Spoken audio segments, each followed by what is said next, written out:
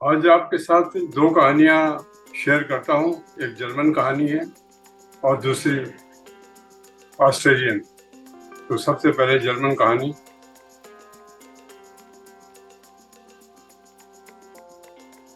ایک شخص کے 3 بیٹے تھے. تینوں عقل مند، ہوشیار اور محنتی تھے. اور اس شخص کے پاس صرف ایک مکان تھا، آبائی مکان. وہ چاہتا تھا کہ یہ مکان نہ بکے اور بچوں میں مساوی تقسیم کر دے، لیکن اس کی سمجھ میں نہ آتا تھا کہ بغیر مکان بیچے وہ کس طرح بچوں کو پیسے دے سکتا. ایک دن اس نے ایک بات سوچی اور بچوں سے کہا کہ دیکھو، ایسا کیوں نہ کرتے ہیں کہ میں یہ مکان اس کے نام کر دوں جو اپنے ہنر میں یکتا ہو. تم لوگ جا کے کام سیکھو، کمال حاصل کرو اور واپس آؤ، اور پھر جو سب سے زیادہ صاحب کمال ہو وہ یہ مکان لے لے. لڑکے اس میں بہت خوش ہوئے. انہوں نے باپ کی تجویز پہ ساتھ کیا اور تینوں نے یہ فیصلہ کیا کہ ہنر سیکھ کر ایک ہی دن واپس گھر آئیں گے. تو بڑا بھائی جو تھا وہ لوہار کا کام کرنا چاہتا تھا، اس لیے وہ چلا گیا اور بادشاہ کے استبل میں عملے کے ساتھ داخل ہو گیا. وہاں کام سیکھنے لگا اور کام سیکھنے میں اتنا ماہر ہو گیا کہ بادشاہ اس سے خوش ہو گیا. پھر بادشاہ نے پورے استبل میں گھوڑوں کے نال سازی کا کام اس کو دے دیا، بڑے لڑکے کو. منجلا لڑکا حجام بننا چاہتا تھا. اس نے اتنا اپنا کمال حاصل کیا کہ بڑے بڑے لوگ، شہزادے، امراء اس سے بال بناؤ آتے تھے. اور تیسرے نمبر پہ جو بچہ تھا چھوٹا والا، اس نے شمشیر زنی کا پیشہ اختیار کیا. بہترین تلوار باز بن گیا. زخمی تو ہوا شمشیر بازی سیکھنے میں، لیکن اس نے فن حاصل کر لیا. جب ان لوگوں نے اپنے فن میں کمال حاصل کر لیا تو ایک دن سوچا کہ وطن واپس جائیں. ایک ہی تاریخ پہ آئے، گھر پہنچے، باپ کو سلام کیا، لیکن اب ان کو سمجھ میں نہیں آ رہا تھا کہ کس طرح اپنے کمال فن کا اظہار کریں کہ اچانک سامنے کھیتوں سے ایک خرگوش بھاگتا ہوا آ رہا تھا. منجھے لڑکے نے فوراً اپنی برش اور پیالی نکالی، پانی کی جھاگ بنانے لگا. کہا دیکھو میرا کمال دیکھنا عجامت کا. جیسے ہی خرگوش پاس سے گزرا اس نے اس کی جھاگ لگا دی مونچھوں پہ اور اس کی شو کر دیا. خرگوش کو پتہ بھی نہیں چلا، ایک لمحے کے لیے بھی نہ ٹھٹکا اور اس کی مونچھیں صاف تھی. سب نے اشش کیا. باپ نے کہا واقعی تم نے اپنی حجامت کے فن میں ید طوا حاصل کر لیا ہے. اگر دوسرے بھائی تم سے پیچھے رہے تو یہ مکان تمہارے نام ہوگا. پھر بڑے بھائی نے کہا، جو نال ساز تھا، اس نے کہا کہ سامنے سے ایک بگھی آ رہی تھی. وہ اچک اس بگھی میں بیٹھ گیا اور چلتی بگھی میں اس نے گھوڑوں کے چاروں نال تبدیل کر دیے اور ایک لمحے کے لیے بھی گھوڑا نہ رکا، بگھی نہ رکی. باپ نے کہا واقعی تم اپنے فن کمال میں پہنچ گئے ہو. اب اگر چھوٹے نے کوئی کمال نہ دکھایا ہے تو یہ مکان یقیناً تمہارا ہوگا. تم نے اپنے منجھے بھائی سے زیادہ کمال حاصل کیے. چھوٹے کی باری آئی. وہ شمشیر زن تھا کہ اتنے میں ہلکی ہلکی بوندا باندی شروع ہو گئی، پھر تیز ہو گئی. وہ اس نے تلوار نکالی اور بوندوں سے اپنے آپ کو بچاتا رہا. اپنے سر پہ تلوار گھماتا رہا، آگے پیچھے دائیں بائیں. اس نے ایسا تلوار کو یوز کیا جیسے چھاتا استعمال کرتے ہوں. ایک قطرہ بھی اس کے کپڑوں میں نہ گرا. باپ نے اس کو شاباش دی کہ تم نے اچھا ہنر سیکھا ہے. بھائیوں نے بھی تسلیم کیا کہ تمہارا ہنر بہت اچھا ہے، تم ہم سے زیادہ ہو. پھر باپ نے یہ مکان جو تھا شمشیر زن کے حوالے کر دیا اور کچھ عرصے کے بعد اس کا انتقال ہو گیا. شمشیر زن بھائی نے کہا نہیں، ہم تینوں بھائی اسی میں رہتے ہیں، اور وہ تینوں انتقال کر گئے. تینوں اسی مکان میں رہنے لگے اور ان کے بال بچے بھی اسی میں رہنے لگے. کچھ عرصے کے بعد پہلے ایک بھائی کا انتقال ہوا، پھر دوسرے کا انتقال ہوا، پھر تیسرے کا انتقال ہوا. لوگ ہر انتقال کے بعد جا کے پہلی قبر میں ان کو دفن کر دیتے تھے. کہتے ہیں ان بھائیوں میں بڑا اتحاد تھا. تو جناب یہ تھی جرمن کہانی۔ اب ایک آسٹریلین کہانی ہے، وہ آپ سے شیئر کرتا ہوں۔ ایک دن عقل گھومتے گھامتے ہوئے پارک میں پہنچی تو دیکھا کہ قسمت بینچ میں بیٹھی ہے، سامان پھیلا رکھا ہے، پوری بینچ کو قابو پر رکھا ہے۔ تو عقل نے قسمت سے، لک سے کہا، یعنی یہ وزڈم اور لک کی کہانی ہے۔ تو عقل نے کہا لک سے، قسمت سے، جگہ بناؤ، میں بیٹھوں گی۔ اس نے کہا، قسمت نے کہا، کیوں تم اتنی شیخی کیوں بگاڑتی ہو؟ میں تم سے زیادہ کیا کم ہوں؟ میں تم سے کیا کم ہوں جو تم مجھے کہہ رہے ہو کہ جگہ دو؟ اس نے کہا ہاں۔ اچھا، قسمت نے کہا، تم اگر اتنے ہی اپنے آپ کو سمجھتے ہو کہ بہت عقل مند ہو اور بہت ہوشیار ہو، تو سامنے یہ کسان لڑکا جو ہل چلا رہا ہے، جاؤ اس کی قسمت بدل دو۔ دونوں نے شرط لگایا ہے۔ عقل روانہ ہوا اور جاتے ہی لڑکے کے دماغ میں داخل ہو گیا۔ جیسے ہی عقل دماغ میں آیا، لڑکے نے ہل چھوڑ دیا۔ اس نے کہا، میں کیا ادھر ٹائم ضائع کر رہا ہوں، ساری عمر ہل چلاتا رہا ہوں۔ اس نے ہل وہیں چھوڑا، گھر آیا۔ باپ نے جلدی آنے کی وجہ پوچھے۔ اس نے کہا کہ ابا، میں تو اس ہل چلانے کے اس سے خلاف ہوں، یہ کھیتی باڑی میں رکھا کیا ہے، ساری عمر کھیتی باڑی کرنا، یہ تو میرے بس کی بات نہیں ہے۔ باپ نے برا بھلا کہا، پھر کچھ سوچ کے بولا، پھر تم کیا کرو گے؟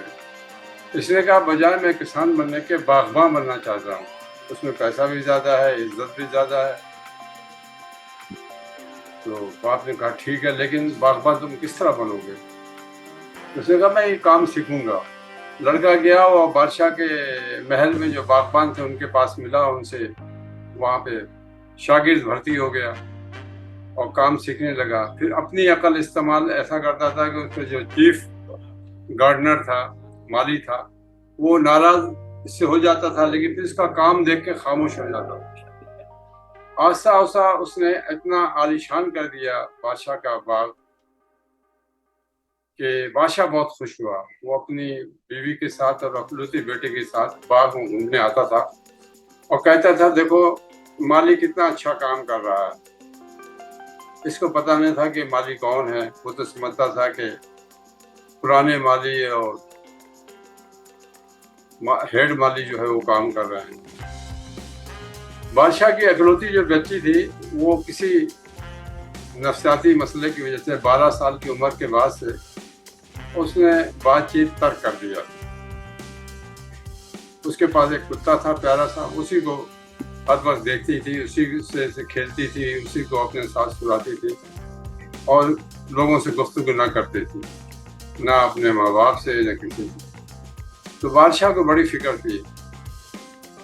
بادشاہ نے اعلان کر رکھا تھا کہ جو شہزادی کو بات کرنے پہ آمادہ کر لے گا، شادی اسی کے ساتھ کر دی جائے گی۔ بڑے بڑے بادشاہ اور شہزادی آئے، عصمت آزمائی کی، لیکن وہ شہزادی کا چپ کا روزہ توڑ نہ سکے۔ یہ اعلان اس کسان لڑکے نے سن رکھا تھا۔ اس نے اس سے کہا،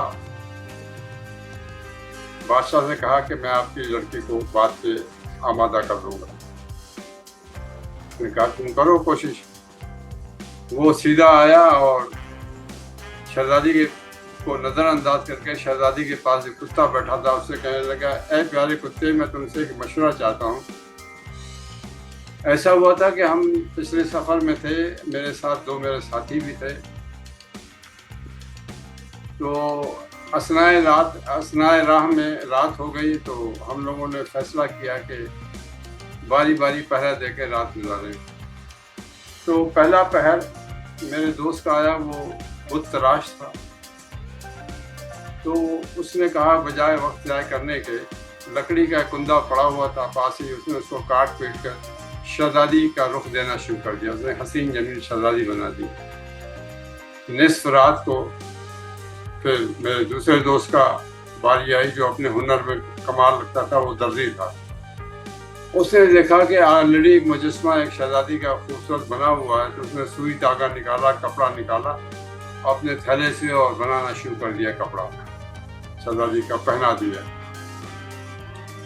جب میری باری آئی تو درزی نے کہا کہ بھائی دیکھو، پہلے والے نے تو یہ شہزادی کا مجسمہ بنا دیا، میں نے اس کو کپڑے بنا دیے، اب تم بھی اپنا ہنر دکھاؤ۔ میں نے کہا ٹھیک ہے، میں اس کو بولنا سکھا دوں گا، اور واقعی میں نے اس کو بولنا سکھا دیا۔ جب صبح ہوئی، میرے دوست دونوں جاگے تو اس میں لڑائی کرنے لگے کہ شہزادی کس کی ہے۔ یہ مجسمہ ساز کہتا تھا کہ یہ تو میری ہے، میں نے اس کو شہزادی کے پیکر میں ڈالا ہے۔ دردی کہتا تھا کہ کپڑے میں نے اس کو پہنائے ہیں شہزادیوں کے، شہزادی تو میں نے بنایا ہے، اور میں دعویٰ کرتا تھا کہ بولنا میں نے سکھایا ہے، شہزادی تو میری ہے۔ اے کتے، تو بتا، مجھے ایڈوائز کر کہ یہ شہزادی کس کی ہے۔ کتا تو کیا بولتا ہے، شہزادی بول اٹھی، نہیں، یہ شہزادی تمہاری ہے، تمہارا حق بنتا ہے، کیونکہ تم نے اس کو غیر ناطق سے ناطق بنا دیا، بولنے والا بنا دیا۔ جب یہ بات ہوئی، شہزادی بول پڑی تو کسان لڑکے نے بادشاہ کا حضور سلامت، اب آپ اپنے وعدے کے مطابق شہزادی کا ہاتھ میرے ہاتھ میں دے دیجیے، شادی کا اعلان کر دیجیے۔ پاس ہی کھڑے ایک مشیر نے کہا تم کو انعام کا اکرام ملے گا، لیکن جہاں تک بات شہزادی کے ساتھ بیاہ کرنے کی ہے تو نچلی ذات کے ہو، اور نچلی ذات کا آدمی بادشاہوں کی ہمسری کیسے کر سکتا ہے؟ بادشاہ نے کہا ہاں یہ تو بات ہے، تم نچلی ذات کے ہو، تم کیسے شادی کر سکتی ہو؟ کسان لڑکے نے کہا حضور، بادشاہ کے جو الفاظ ہوتے ہیں وہ قانون کا درجہ رکھتے ہیں، آپ نے خود یہ شرط رکھے، ایسی تو کوئی شرط نہیں رکھی تھی کہ ذات پات کا ہوگا، آپ نے کہا تھا کوئی بھی شخص جو شہزادی کو بولنے پہ راضی کر سکے، تو میں نے کر دیا ہے، اب اس میں ذات پات کا تو نہیں آنا چاہیے۔ دوسرے مشیر نے کہا تم جس طرح گفتگو کر رہے ہو یہ تو بادشاہ کی بے حرمتی ہے، اور بادشاہ کی بے حرمتی کرنے والا یہ تو گردن اڑا دی جاتی ہے۔ بادشاہ نے کہا ہاں ٹھیک ہے، اس کی گردن اڑا دو۔ اب سپاہی آگے بڑھے، اس کی مشقیں کسنی، اس کو لے گئے مقتل میں۔ جب وہ مقتل میں لے گئے تو اسی وقت قسمت آ گئی، قسمت کی دیوی آ گئی۔ اس نے کہا، عقل سے کہا دیکھ لیا تمہاری عقل نے کیا کر دیا، اب اس کو مقتل میں لے آئے ہیں، اب تم باہر نکلو اور مجھے موقع دو کہ میں اس کی جان بچاؤں۔ عقل لڑکے کی دماغ سے باہر آئی، یہ داخل ہوئی قسمت۔ جلاد نے تلوار مارا، ساتھ ہی لکڑی پہ لگا اور تلوار دو حصوں میں ٹوٹ گئی۔ جب دوسری تلوار کا انتظار کیا جا رہا تھا کہ نقارچی ڈھول تماشے کے ساتھ آ گیا، بادشاہ کا نیا حکم آ گیا تھا کہ اس کی جان بخشی کر دی جائے۔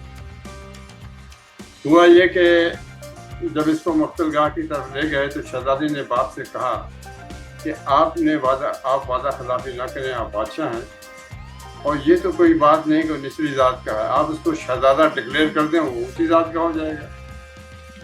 بادشاہ کو بیٹی کی بات پسند آئی اور اس نے اس کو شہزادہ ڈکلیئر کر دیا، اور اس کو کہا کہ جان بخشی کر دی جائے۔ پھر ان کی شادی ہو گئی، بگھی پہ ان کا جلوس نکلا، تمام خلقت خدا نئے شہزادے کو دیکھنے کے لیے جمع ہو گئی سڑک کے دونوں طرف۔ عقل بھی وہ کھڑی وہیں دیکھ رہی تھی قسمت کا تماشا۔ عقل سوچ رہی تھی کہ مجھے چھپ جانا چاہیے، کہیں قسمت کی نظر مجھ پہ نہ پڑے۔ تو اب عقل اس دن سے جہاں قسمت کو دیکھتی ہے خود چھپ جاتی ہے کہ اس میں مقابلے کا طاقت نہیں ہے۔ Please subscribe, like, comment and share the video. Thank you.